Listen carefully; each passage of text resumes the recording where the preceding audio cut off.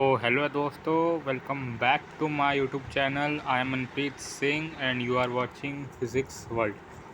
So in today's video we will discuss about dot product of vectors. So till now we have discussed what are vectors, what are scalars, how to represent a vector, types of vectors, and unit vectors, orthogonal unit vectors, I cap, j cap, k cap, and I have also made videos on some numericals on vectors. Also I have made a video on vector addition by triangle law. ठीक है.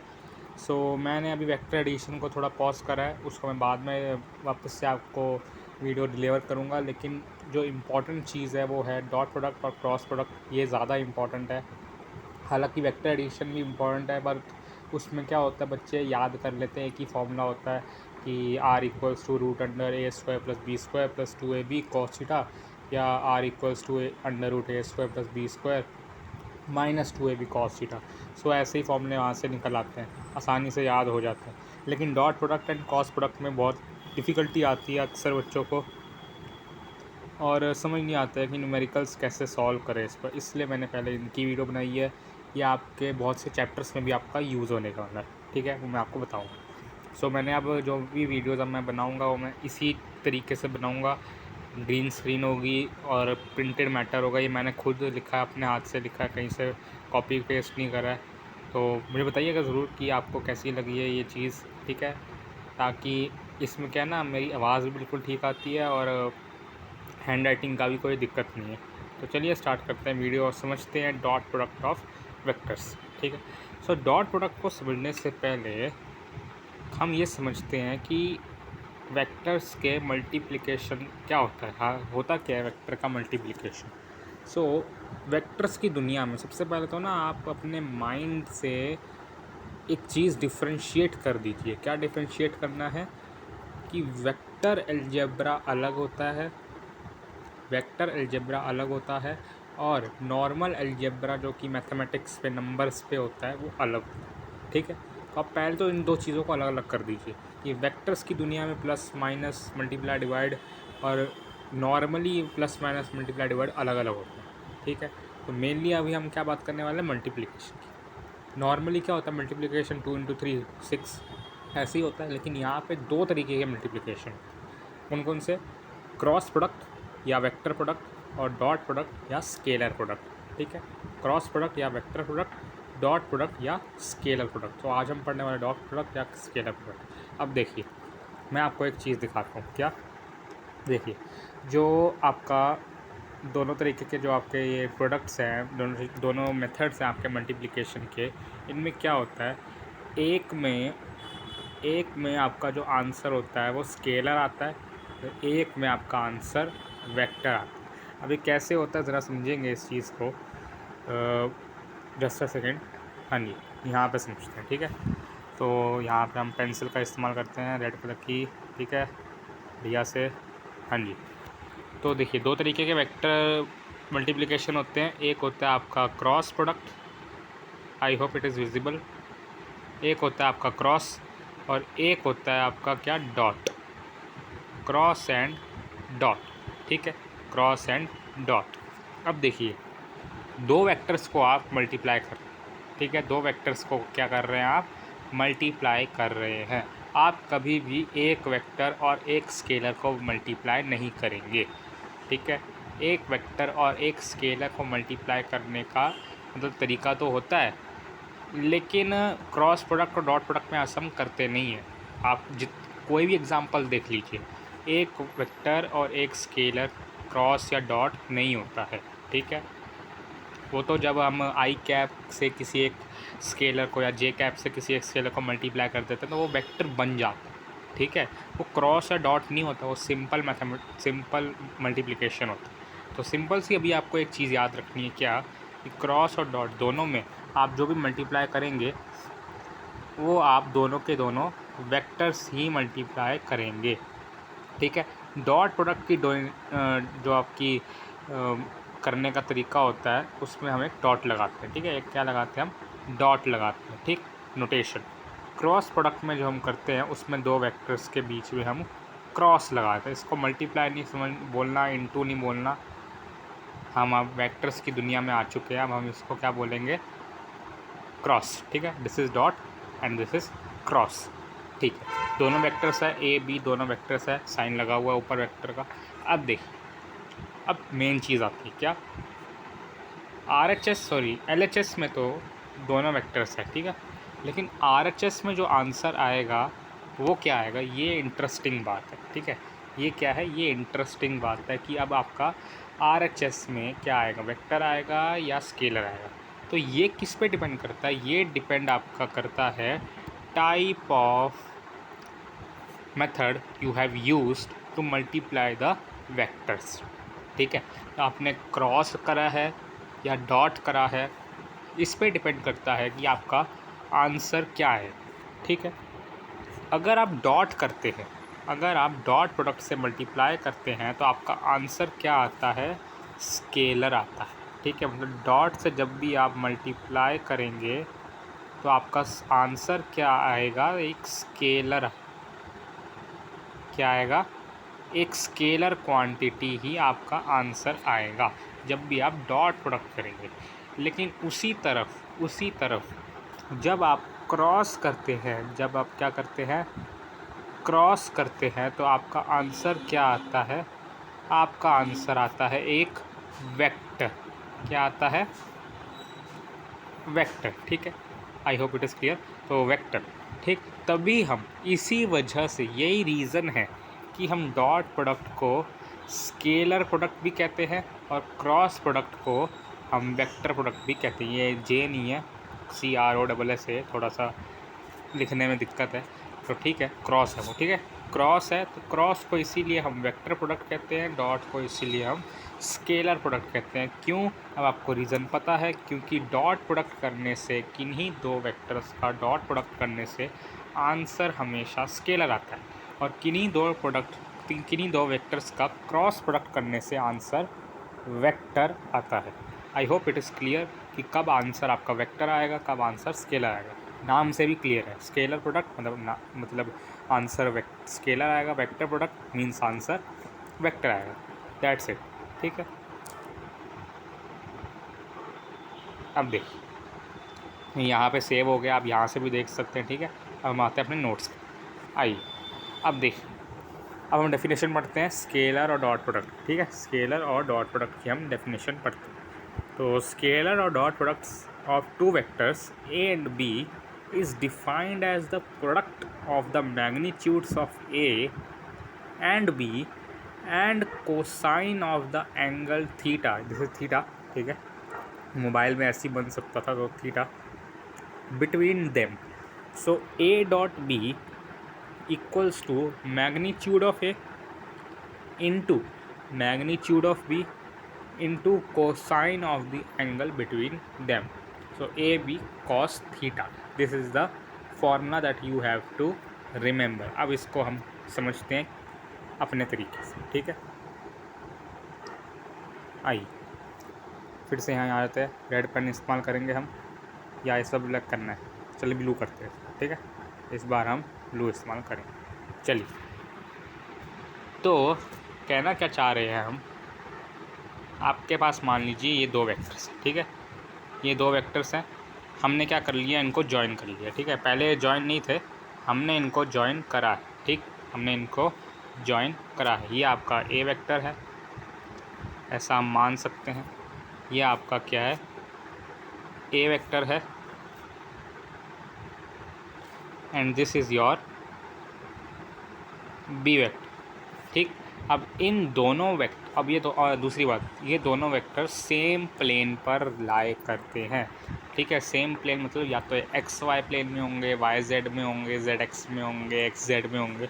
मतलब ये ऐसा नहीं है कि दोनों जो है अलग अलग प्लेन पे हों, ये एक ही प्लेन पर है। ठीक है, मतलब जैसे कि आपका टेबल है, आपकी कॉपी है, तो उसी पर, उसी एक पेज पर ये दोनों वेक्टर्स लाई करते हैं। ठीक है, अलग अलग प्लेन पर लाई नहीं कर रहे हैं। ठीक, चलिए ये तो क्लियर हो गया।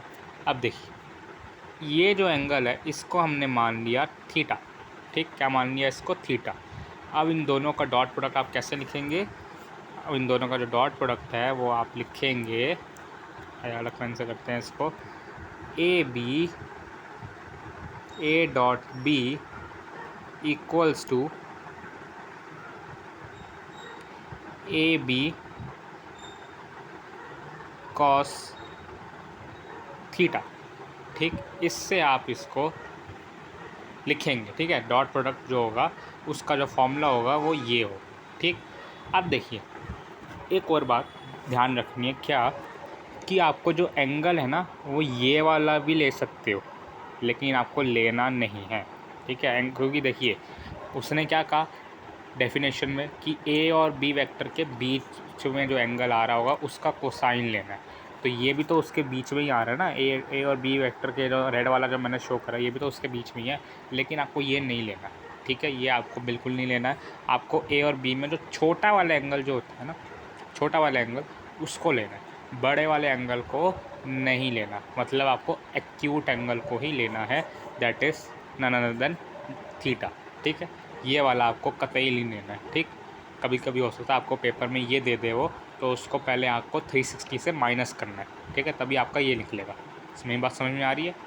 अगर आपको ये बड़े वाला एंगल दे रखा हो तो पहले उसको 360 से माइनस कीजिए, क्योंकि पूरा सर्कल 360 होता है, इतना माइनस हो जाएगा तो आपको ये वाला मिल जाएगा।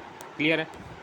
तो इससे आपका ये आगे रहता है फॉर्मूला ए डॉट बी का। सिंपल सा फॉर्मूला है, सिंपल सा आपको याद कर लेना है बस। ये आपका हो गया सिंपल सी डेफिनेशन। ये भी सेव कर लेते हैं हम। ये आपका नीचे एक और नोट्स आ गए, आप यहाँ से भी देख सकते हैं। ठीक है, चलिए, तो ये आपका हो गया फॉर्मूला। अब इसके बाद हम करते हैं इसकी एग्जाम्पल। इसकी हम क्या देखेंगे? एग्जाम्पल। मैंने आपको कहा था कि डॉट प्रोडक्ट और क्रॉस प्रोडक्ट आपके आगे आने वाले चैप्टर्स में बहुत ज़्यादा यूज़ होगा। ठीक है, बहुत ज़्यादा। तो कहाँ कहाँ यूज़ हो सकता है? तो एग्जाम्पल बना आपका work done. This is the most important example and most important chapter where you can use dot product. ठीक है, डॉट प्रोडक्ट को यूज़ करने वाला ये सबसे इम्पॉर्टेंट चैप्टर है। वो है आपका क्या? Work, energy and power. तो वर्क क्या होता है? वर्क आपका एक स्केलर क्वांटिटी होता है, ये आपको याद रखना। वर्क आपका एक स्केलर क्वांटिटी होता है जो कि डायरेक्शन पे डिपेंड नहीं करता ऑब्वियसली। इसको आप इमेजिन भी कर सकते हैं कि आपने वर्क किया 20 जूल का। ठीक है, आपने वर्क किया 20 जूल का।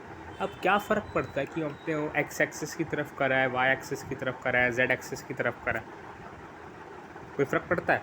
20 जूल तो 20 जूल ही रहने वाला है। देखिए मेरी बात ध्यान से सुनिएगा, कोई क्वांटिटी अगर वेक्टर है तो that needs to be a vector.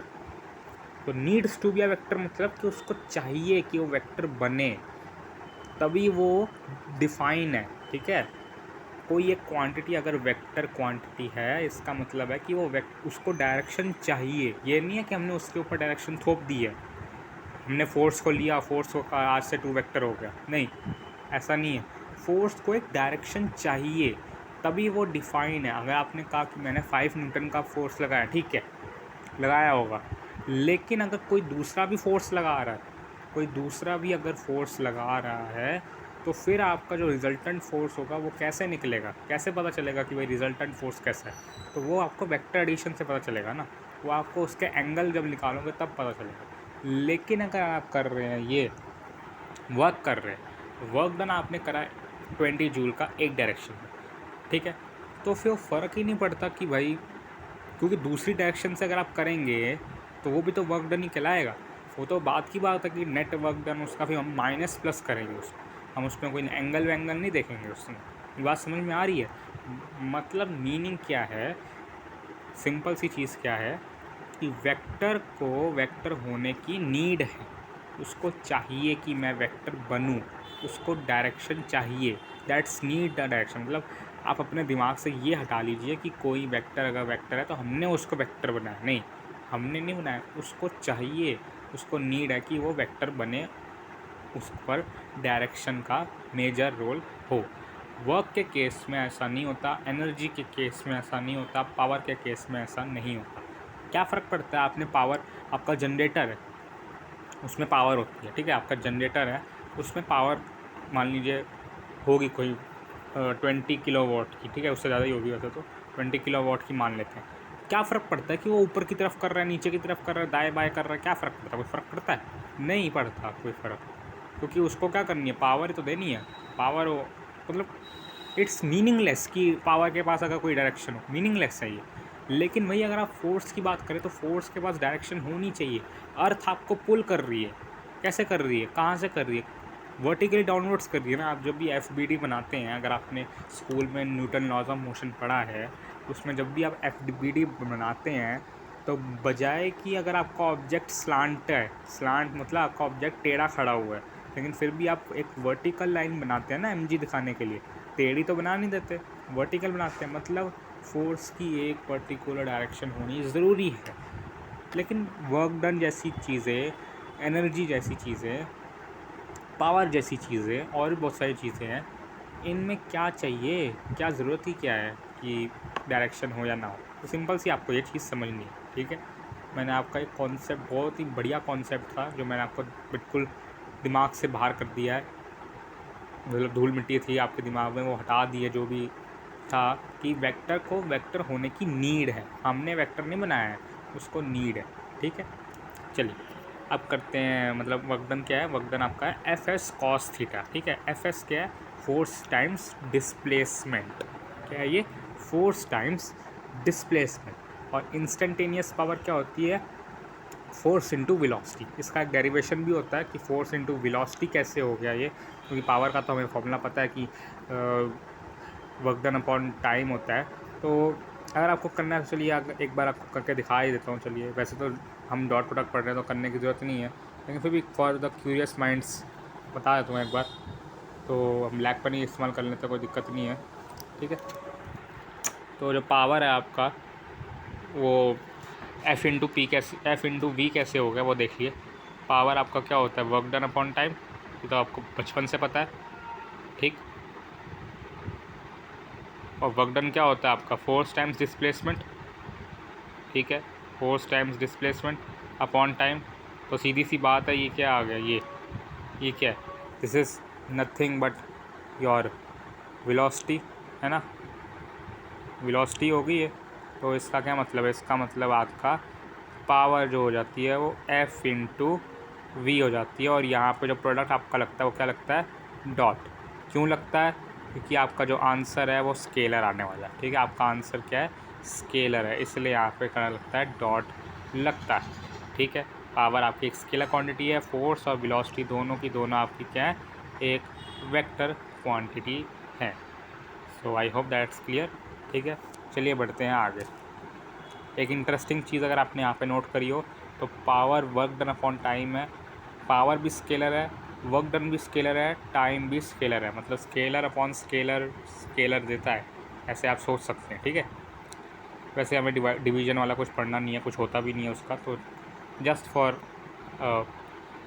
Knowledge, ठीक है, जस्ट फॉर नॉलेज, ठीक। अब हम पढ़ते हैं आगे। वेक्टर जो होते हैं, वेक्टर जो हम पढ़ते हैं उनमें हर बार हम उनकी प्रॉपर्टीज़ के वो डिस्कशन करते हैं। चाहे हम वेक्टर एडिशन पढ़ रहे हों, चाहे हम यूनिट वेक्टर्स पढ़ रहे हों, चाहे हम डॉट प्रोडक्ट पढ़ रहे हैं, चाहे क्रॉस प्रोडक्ट पढ़ रहे हैं, हम प्रॉपर्टीज़ को भी देखते हैं। प्रॉपर्टीज़ क्यों इंपॉर्टेंट है? सिंपल सी बात है, जब आप अलजेब्रा पढ़ते थे छोटी क्लास में, मैं छोटी क्लास में 3rd 4th की बात कर रहा हूँ, जब आप पढ़ते थे ना 1+3 कैसे निकलेगा, 2+3 कैसे निकलेगा, 1 इंटू 2 कैसे होगा, 1 डिवाइड बाई 2 कैसे होगा। और आगे जब आप आए तो अपने इरेशनल नंबर्स में, रैशनल नंबर्स में और इंटीजर्स में भी आपने ऑपरेशन सीखे कि माइनस इंटू माइनस प्लस होता है, प्लस माइनस माइनस होता है। तो ये आपने पता ही है। तो ये आप प्रॉपर्टीज़ सीखते, जब भी आपको किसी चीज़ के ऊपर वर्क करना पड़ेगा, आपको किसी चीज़ पर मैथमेटिक्स अप्लाई करनी पड़ेगी, सबसे पहले आपको बेसिक प्रॉपर्टीज़ पता होनी चाहिए, ठीक है। चलिए बेसिक प्रॉपर्टीज़ पढ़ते हैं। तो प्रॉपर्टीज़ ऑफ स्केलर प्रोडक्ट, सबसे पहली प्रॉपर्टी क्या है? ए डॉट बी इक्वल होता है बी डॉट ए, ठीक है। ए डॉट बी इक्वल होता है किसके? बी डॉट ए के। ये क्या है? Commutative property.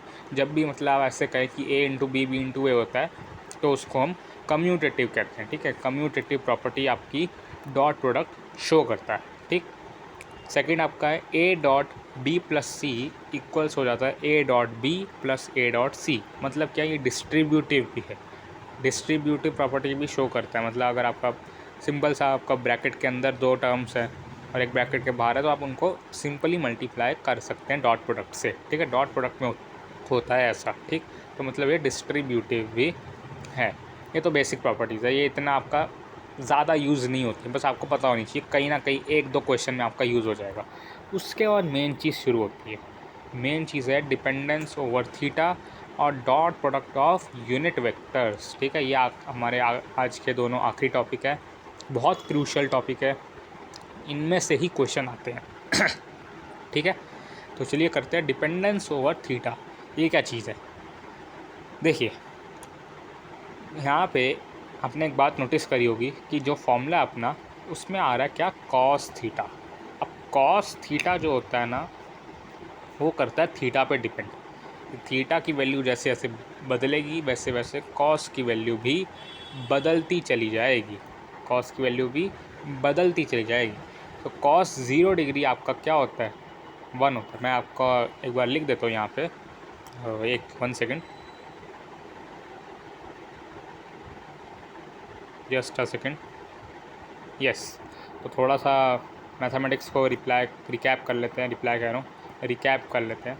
देखिए सबसे मेन बात, मैथमेटिक्स कर लीजिए भाई, मैथमेटिक्स बहुत ज़्यादा इम्पॉर्टेंट है।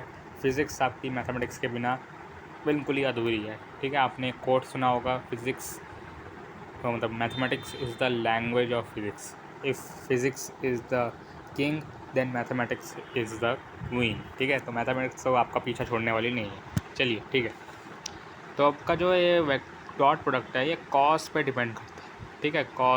कॉस थीटा, ठीक। तो कॉस थीटा थीटा पे डिपेंड करता है। अब थीटा जैसे जैसे चेंज होता है वैसे वैसे आपका कॉस की वैल्यू भी चेंज होती चली जाती है। तो आपको पता होना चाहिए कि कॉस थीटा में कॉस 0 डिग्री जो आपका होता है वो 1 होता है, ठीक है। कॉस 90 डिग्री आपका 0 होता है और कॉस 180 डिग्री आपका -1 होता है, ठीक। और कॉस थीटा की रेंज क्या होती है, ये भी आपकी 1 to -1 ही होती है, ठीक है। आपका कॉस जो है मतलब 1 to -1 कह लो, -1 to 1 कह लो, एक बात तो नहीं होती मैथमेटिक्स में, पर चलो ठीक है, फिज़िक्स में एक ही बात। तो -1 से 1 तक कॉस की जो है रेंज होती है, ठीक।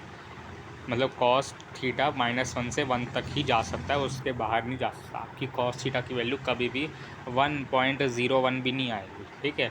चलिए ठीक है, इतना क्लियर है। अब देखिए ये क्या है, एक बार लिख देता हूँ यहाँ पे। ये कब आती है, जब आपका थीटा क्या होता है, थीटा आपका 0 डिग्री, ये आपका जब 90 डिग्री, ये आपका क्या जब 180 डिग्री। ये बहुत इंपॉर्टेंट है, ठीक है, ये बहुत ज़्यादा इंपॉर्टेंट है। और बाकी भी वैल्यू याद रखिएगा। अपना 10th क्लास की मैथमेटिक्स की बुक खोल लीजिएगा, या आपको कोई स्टडी मटेरियल मिला हुआ है तो उसमें भी देख लीजिएगा कि कॉस की क्या क्या वैल्यूज़ कौन से एंगल्स में होती हैं। और कोशिश कीजिएगा कि आप पाई वाली वैल्यूज़ को भी याद रखें, ठीक है। π/2, π/6, ये बहुत ज़्यादा क्या है, इम्पॉर्टेंट है, ठीक है। क्या है ये, बहुत ज़्यादा इम्पॉर्टेंट, ठीक है। स्टार मार्क कर रहा हूँ यहाँ पे, ठीक। तो पाई की वैल्यूज़ पर भी ध्यान दीजिएगा, क्योंकि हर बार आपका ऐसा नहीं है कि 90 डिग्री आए, 180 डिग्री आए, आपको बोल सकता है π/2। तो π/2 क्या होता है, 90 डिग्री होती है, ये अभी आपको याद रखें। π/2, π/3, π/6, π/4, 3π/2, तो ये आपको याद रखना है, ठीक है। चलिए आते वापस से यहीं पे। अच्छा जी तो अब देखिए, ए बी कॉस थीटा में जब आपका कॉस 0 हो जाता है, जब आपका कॉस 0 हो जाता है, 0 डिग्री पर होता है, तो आपका ए बी जो होता है वो सिंपली मल्टीप्लाई हो जाता है। और ये होती है आपकी maximum value of dot product. Maximum value का मतलब क्या है कि इससे ज़्यादा आपकी वैल्यू नहीं आ सकती। कॉस की मैक्सिमम वैल्यू क्या है, 1 ही है। मैंने आपको बताया -1 से 1 तक ये जा सकता है, तो -1 से 1 तक जा सकता है, मतलब मिनिमम -1, मैक्सिमम 1, मिड क्या हो जाएगी 0, ठीक है। तो 1 इसकी मैक्सिमम वैल्यू है, मतलब आपकी ए बी कॉस थीटा की मैक्सिमम वैल्यू ए बी यानी कि ए इंटू बी तक हो सकती है। इसका मतलब क्या है, मान लीजिए आप वर्क डन का एग्जांपल लीजिए। वर्क डन में अगर आपका फोर्स और डिस्प्लेसमेंट दोनों एक ही जगह से है, मतलब अगर आप ऐसे समझिए, मतलब अगर आपके पास एक बॉक्स है, ठीक है, एक बॉक्स है, उसको आप इस तरफ से पुल कर रहे हैं, ठीक है, इस तरफ से आप पुल कर रहे हैं और डिस्प्लेसमेंट भी फिर उसकी इसकी डायरेक्शन में हो रही है। इसमें जो वर्क डन होता है वो मैक्सिमम होता है। क्या होता है, maximum. Sorry just a second, गड़बड़ होगी नहीं, सॉरी फॉर द इनकन्वीनियंस। ठीक है, जो वर्क डन होता है आपका क्या होता है, वो मैक्सिमम होता है। ठीक है, क्या होता है, मैक्सिमम। ठीक, मैक्सिमम होता है। ठीक, जब आपकी फोर्स और डिस्प्लेसमेंट दोनों एक ही डायरेक्शन में, अब दोनों एक ही डायरेक्शन में है, इसका मतलब क्या है, उन दोनों में एंगल क्या होगा, उन दोनों में एंगल 0 डिग्री हो जाएगा। सिंपल सी बात है। ठीक है, थोड़ा सा गंदा हो गया ये, थोड़ा सा इसको हम रिमूव करते हैं। जस्ट अ सेकेंड, पहली बार कर रहा हूँ ना, इससे थोड़ा सा है। तो ये आपका जो है हो जाता है।